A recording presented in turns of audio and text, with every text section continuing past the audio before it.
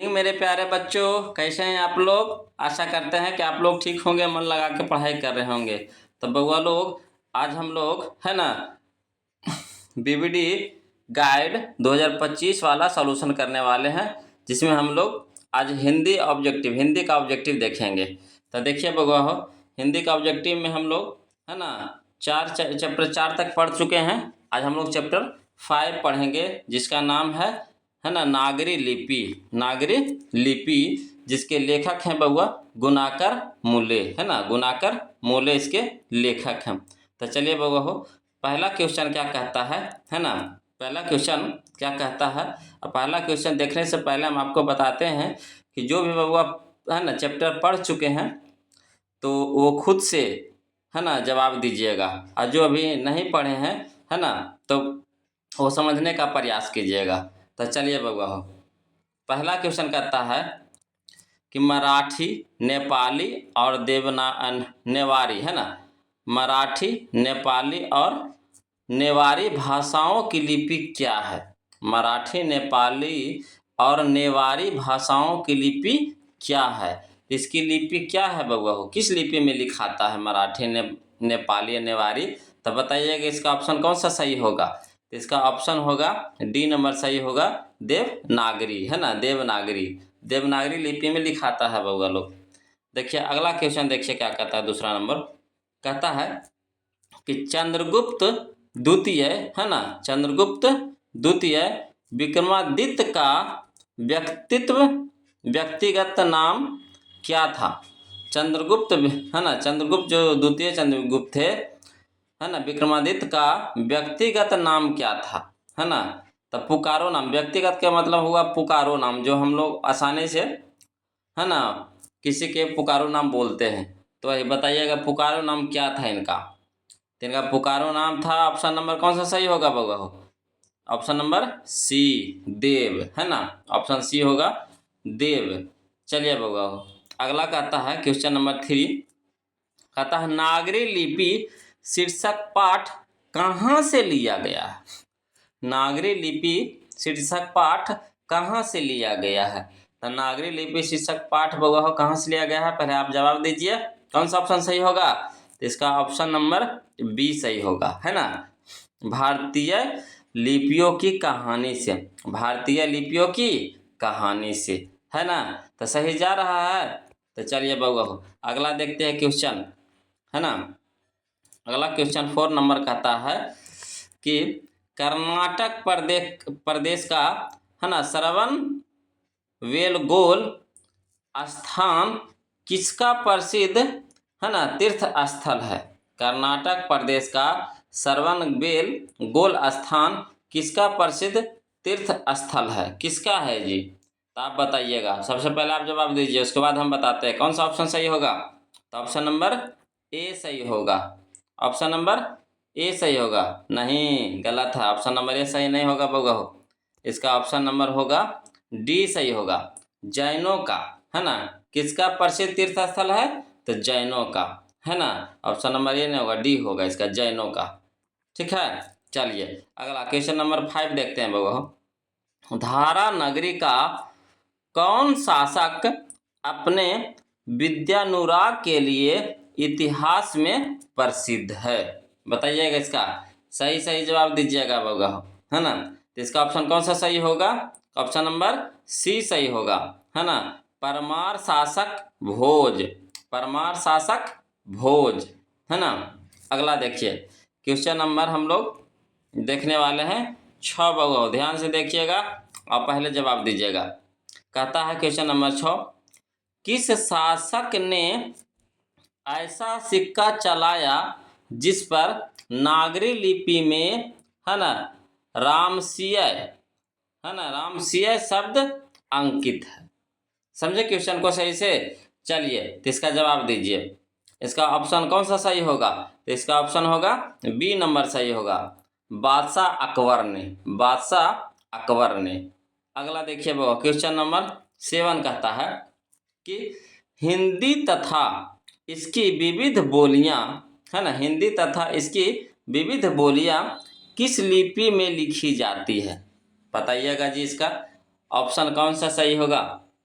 बताइए इसका ऑप्शन कौन सा सही होगा? तो इसका ऑप्शन ए सही होगा, देवनागरी में। हिंदी तो आप जानबे करते हैं देवनागरी में लिखाता है, अतः इसका जब हिंदी भाषा लिखा रहा है तो इसका बोली नहीं लिखाएगा देवनागरी में, है कि नहीं। अगला देखिएगा बबुआ, क्वेश्चन नंबर 8 देखते हैं हम लोग। क्वेश्चन नंबर 8 कहता है हिंदी के आदि कवि कौन है? हिंदी के आदि कवि कौन है, माने हिंदी का आदि कवि किनको बोला जाता है? जब सही सही जवाब दीजिए, है ना, किनको बोला जाता है? इसका ऑप्शन कौन सा सही होगा बबुआ हो? तो इसका ऑप्शन डी सही होगा, है ना, सरहपाद, है ना, सरहपाद, यही है हिंदी के आदि कवि, सरहपाद, है ना। चलिए अगला देखिए बबुआ, क्वेश्चन नंबर हमारा 9 है। क्वेश्चन नंबर 9 देखिएगा बबुआ हो, है ना। क्वेश्चन नंबर 9 कहता है कि विजयनगर के राजाओं के लेखों की लिपि को, है ना, क्या नाम दिया गया है? विजयनगर के राजाओं के लेखों की लिपि को क्या नाम दिया गया है? सही सही जवाब दीजिएगा बउआ हो, है ना। बहुत ही अच्छा क्वेश्चन है, 2 बार पूछ चुका है। बताइएगा इसका कौन सा ऑप्शन सही होगा? तो इसका ऑप्शन सी होगा, है ना, नंदी नागरी लिपि, नंदी नागरी लिपि। अब चलिए क्वेश्चन नंबर 10 चलते हैं बउआ हो। क्वेश्चन नंबर 10 कहता है परमार शासक भोज कहाँ के रहने वाले थे? परमार शासक भोज कहाँ के रहने वाले थे? तो इसका ऑप्शन कौन सा सही होगा बउआ हो? तो ऑप्शन ए सही होगा, धारा नगरी के। कहाँ के? तो धारा नगरी के, है ना। तो चलिए बउआ हो, अब हम लोग चलते हैं क्वेश्चन नंबर कितना हो गया, 10 हो गया ना। तो 10 के बाद चलिए हम लोग चलते हैं, 10 के बाद हम लोग चलते हैं बउआ हो क्वेश्चन नंबर 11। क्वेश्चन नंबर 11 देखते हैं बउआ हो। कहता है सूर्य, क्वेश्चन नंबर 11 कहता है सूर्य नामक पुस्तक किनकी रचना है? सूर्य नामक पुस्तक किनकी रचना है? सही सही जवाब दीजिएगा ईमानदारी से, है ना। बताइएगा ऑप्शन कौन सा सही होगा इसका? इसका ऑप्शन होगा सी, गुणाकर मूल्य की, है ना, गुणाकर मूल्य की। अगला देखिए बउआ, क्वेश्चन नंबर 12 क्या कहता है? भारतीय लिपियों की कहानी, भारतीय लिपियों की कहानी पुस्तक के रचयिता कौन है? भारतीय लिपियों की कहानी पुस्तक के रचयिता कौन है? तो बताइएगा इसका ऑप्शन कौन सा सही होगा बउआ हो? तो इसके ऑप्शन होगा हमारा डी सही होगा, गुणाकर मूल्य, है ना, गुणाकर मूल्य। चलिए क्वेश्चन नंबर 13 देखते हैं बउआ हो। क्वेश्चन नंबर 13 कहता है नागरी लिपि, है ना, निबंध के लेखक यानी निबंधकार हैं, कौन है? नागरी लिपि निबंध के लेखक यानी निबंधकार कौन है? तो बताइएगा इसका बउआ हो ऑप्शन कौन सा सही होगा? तो ऑप्शन सी सही होगा, गुणाकर मूल्य, है ना, गुणाकर मूल्य। अब चलिए बउआ हो अगला क्वेश्चन देखते हैं हम लोग, है ना। क्वेश्चन नंबर 14 कहता है दोहा कोश किसकी रचना है? दोहा कोश किसकी रचना है ना। तो बताइए इसका ऑप्शन कौन सा सही होगा?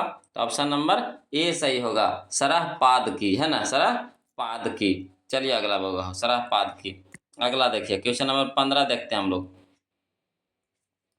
क्वेश्चन नंबर 15 कहता है कि नागरी लिपि शीर्षक पाठ साहित्य की कौन सी विद्या है?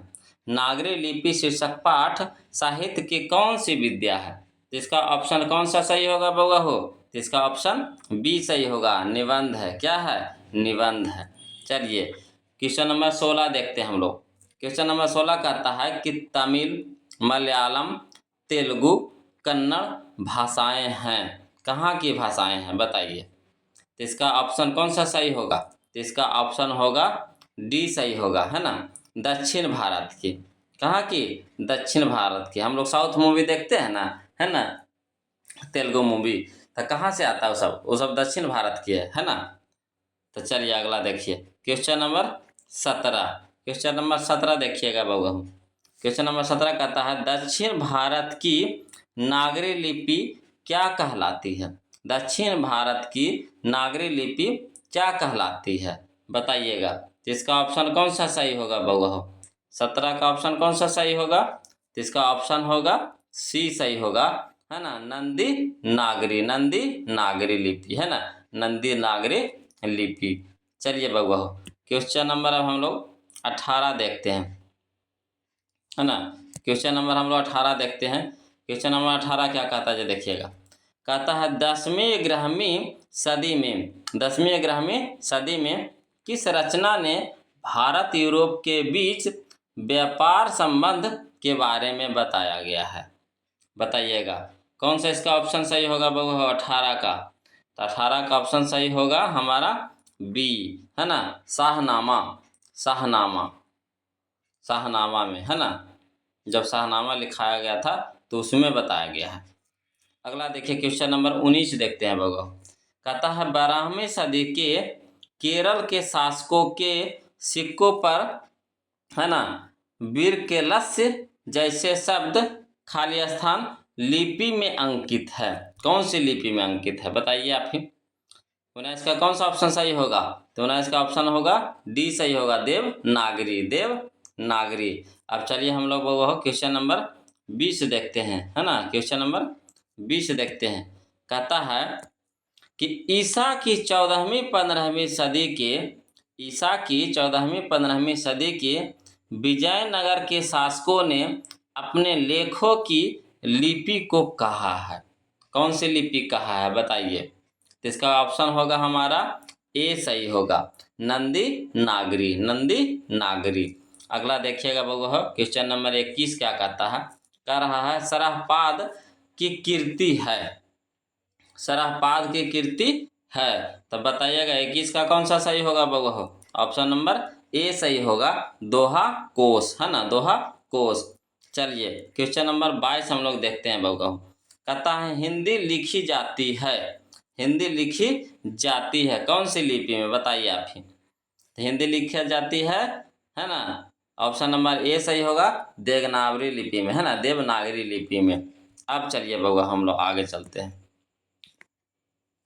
अगला है ना 23 क्वेश्चन नंबर 23 कह रहा है कि बेतमा दानपत्र किस समय का है ना, बेतमा दानपत्र किस समय का है बताइए। तो इसका ऑप्शन होगा हमारा ए सही होगा, 1020 ईस्वी का, है ना, 1020 ईस्वी का। अब चलिए क्वेश्चन नंबर 24 चलते हैं बउआ। क्वेश्चन नंबर 24 कहता है उत्तर भारत से नागरी लिपि के लेख कब से मिलने लगे हैं, है ना। उत्तर भारत से नागरी लिपि के लेख कब से मिलने लगे हैं। तो बताइए कब से मिलना शुरू हो गया था। इसका कौन सा ऑप्शन सही होगा बउआ हो। तो ऑप्शन नंबर ए सही होगा, 8वीं सदी, है ना, 8वीं सदी। अब चलिए क्वेश्चन नंबर हम लोग 25 देखते हैं। क्वेश्चन नंबर 25 कहता है कि नागरी लिपि के आरंभिक लेख हमें कहाँ से मिले हैं, कहाँ से मिले हैं। तो इसका ऑप्शन कौन सा सही होगा बउआ हो। तो इसका ऑप्शन होगा सी सही होगा, दक्षिणी भारत, दक्षिणी भारत। अब चलिए हम लोग क्वेश्चन नंबर 26 देखते हैं बउआ हो। क्वेश्चन नंबर 26 क्या कहता है जो देखिएगा। कह रहा है कि देवनागरी लिपि के टाइप लगभग कितने पहले बने, है ना। देवनागरी लिपि के टाइप लगभग कितने पहले बने। तो इसका कौन सा ऑप्शन सही होगा बउआ हो। तो इसका ऑप्शन होगा ए सही होगा, 2 सदी पहले, 2 सदी पहले। टाइप जिस पे देवनागरी लिपि लिखाता है ना, वही टाइप। चलिए बउआ हो हम लोग अब 27 नंबर देखते हैं, 27, है ना। 27 नंबर देखते हैं क्या कहता है। ये देखिए कहता है कि गुप्त काल से किस लिपि का संबंध है, गुप्त काल से किस लिपि का संबंध है। तब बताइएगा इसका कौन सा ऑप्शन सही होगा बउआ हो। इसका ऑप्शन होगा बी सही होगा, ब्राह्मी लिपि, है ना, ब्राह्मी लिपि। अगला चलिए क्वेश्चन नंबर 28 चलिए क्या कहता है। क्वेश्चन नंबर 28 कहता है मूलेजी ने मिडिल स्तर तक किस भाषा को पढ़ाया। मूलेजी ने मिडिल स्तर तक किस भाषा को पढ़ाया। तो बताइएगा 28 का कौन सा ऑप्शन सही होगा बउआ हो। क्वेश्चन नंबर 28 का कौन सा ऑप्शन सही होगा। तो ऑप्शन होगा हमारा सी सही होगा, मराठी। कौन सा भाषा को पढ़ाया था, तो मराठी को। अब अगला देखिए क्वेश्चन नंबर 29 देखिए, कहता है कि गुप्तों की, है ना, गुप्तों की राजधानी पटना को क्या कहा जाता होगा? गुप्तों की राजधानी पटना को क्या कहा जाता होगा? तो इसका ऑप्शन होगा हमारा बउआ हो डी होगा, है ना, देवनगर। देवनगर, है ना। जब गुप्तों की राजधानी पटना था तो उस समय पटना को देवनगर कहा जाता था। अब चलिए बउआ हो हम लोग कहते हैं, अगला देखते हैं क्वेश्चन नंबर 30 का, नागरी लिपि पाठ किस लिपि में रचित है? नागरी लिपि पाठ किस लिपि में रचित है? तब बताइएगा 30 का कौन सा ऑप्शन सही होगा बउआ हो? तो ऑप्शन नंबर ए, देवनागरी, है ना, देवनागरी। अब अगला चलिए,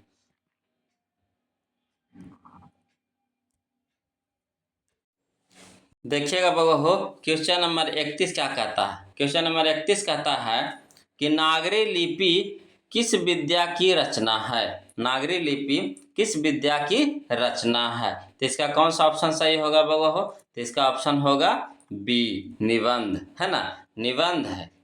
अगला देखिए क्वेश्चन नंबर 32 देखते हैं, गुणाकर मूल्य का जन्म किस राज्य में हुआ था? गुणाकर मूल्य का जन्म किस राज्य में हुआ था? तो इनका जन्म हुआ था किस राज्य में बउआ? ऑप्शन नंबर बताइए। तो इसका ऑप्शन होगा हमारा सी होगा, महाराष्ट्र, है ना। कहाँ हुआ था गुणाकर मूल्य का जन्म? तो महाराष्ट्र राज्य में, है ना। अगला देखिए 33 नंबर क्वेश्चन कहता है कि गुणाकर मूल्य की शिक्षा की भाषा क्या थी? गुणाकर मूल्य की शिक्षा की भाषा क्या थी? मतलब कौन सा भाषा में वो शिक्षा ग्रहण किए थे, है ना। तो बताइए इसका कौन सा ऑप्शन सही होगा बउआ हो? तो जानबे करता है जब महाराष्ट्र में उनका जन्म हुआ था तो वहाँ कौन सा भाषा बोला जाता है? तो मराठी, है ना। तो किस भाषा में शिक्षा ग्रहण करेंगे? अपनी भाषा में ना, यानी मराठी भाषा में। इसका ऑप्शन डी सही होगा, मराठी भाषा में, है ना। अगला चलिए बउआ हो क्वेश्चन नंबर 34 क्या कहता है, गुणाकर मूल्य का जन्म कब हुआ था?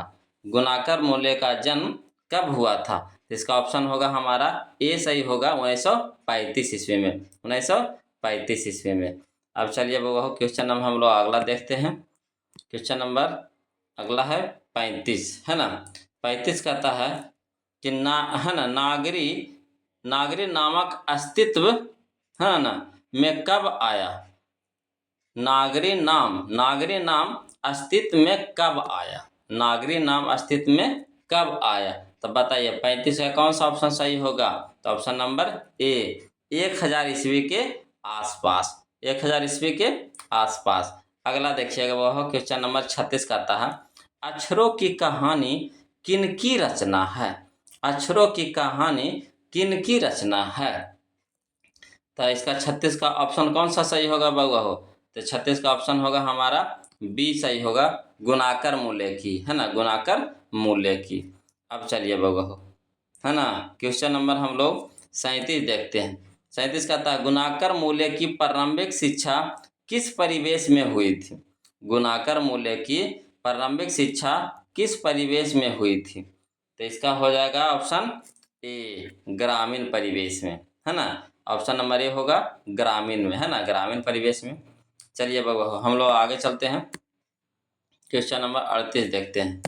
क्वेश्चन नंबर 38 कहता है, किसे देवनागरी की संज्ञा दी गई है? किसे देवनागरी की संज्ञा दी गई है? तो इसका कौन सा ऑप्शन होगा बउआ हो?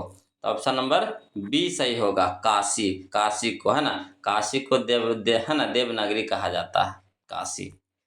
अगला देखिए वो क्वेश्चन नंबर 39 कहता है, उत्तर भारत की विशेष, है ना, स्थापत्य शैली को क्या कहते हैं? उत्तर भारत की विशेष स्थापत्य शैली को क्या कहते हैं? तो इसका ऑप्शन कौन सा सही होगा बउआ हो, है ना? तो इसका ऑप्शन होगा हमारा डी सही होगा, है ना, नागरी शैली, नागरी शैली।